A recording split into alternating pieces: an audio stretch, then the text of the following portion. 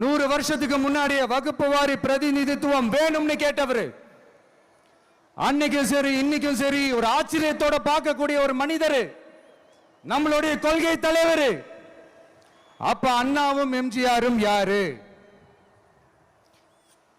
பெரியார் அவர்கள் கிட்ட இருந்து எங்களுக்கு தேவையான கொள்கைகளை எடுத்துக்கிட்டோம். அவரை ஃபாலோ பண்ற, அவரை வழிகாட்டி ஏத்துக்கிட்ட அண்ணா அவர்கள் கிட்ட இருந்தோம், எம்ஜிஆர் அவர்கள் கிட்ட இருந்தோம் தேர்தல் அணுகுமுறையை எடுத்துக்கிட்டோம். அண்ணாவும் எம்ஜிஆரும் தமிழ்நாட்டோட சொத்து. அவங்கள பயன்படுத்துறத பத்தி யாரும் இங்க கம்ப்ளைண்ட்லாம் பண்ண முடியாது. அண்ணா எங்களோடது, எம்ஜிஆர் எங்களோடது, நீங்களா எடுத்துக்க கூடாது அப்படிலாம் யாரும் இங்க அழுதுட்டு இருக்க முடியாது, சொல்லிவிட்டேன்.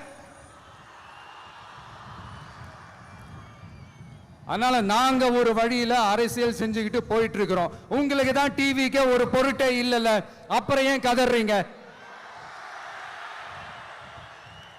அப்புறம் ஆளாளுக்கு அங்க போயிட்டு இங்க போயிட்டு புலம்பி தள்ளிக்கிட்டு இருக்கிறீங்க. இது எப்படி இருக்கு தெரியுமா?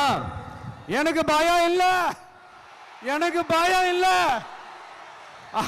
அப்படின்னு சத்தமா சவுண்ட் விட்டுக்கிட்டே சத்தமா பாட்டு பாடிக்கிட்டே இந்த நடுங்கிக்கிட்டே சின்ன பசங்க நடந்து போவாங்க, அந்த மாதிரி இருக்கு. முதல்ல மண்டையில இருக்கிற கொண்டைய மறைங்க சார்.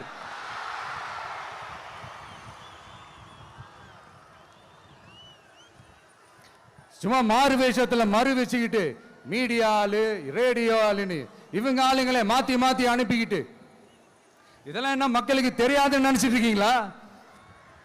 மக்கள் எல்லாத்தையும் உன்னிப்பா கவனிச்சிட்டு இருக்காங்க. அதனாலதான் சொல்றேன், உங்களுக்கு நீங்க கொள்ளையடிச்சு வச்சிருக்கிற காசு தான் துணை. ஆனா எனக்கு என் மேல எல்லையில்லா பாசம் வச்சிருக்கிற இந்த மாசு தான் துணை.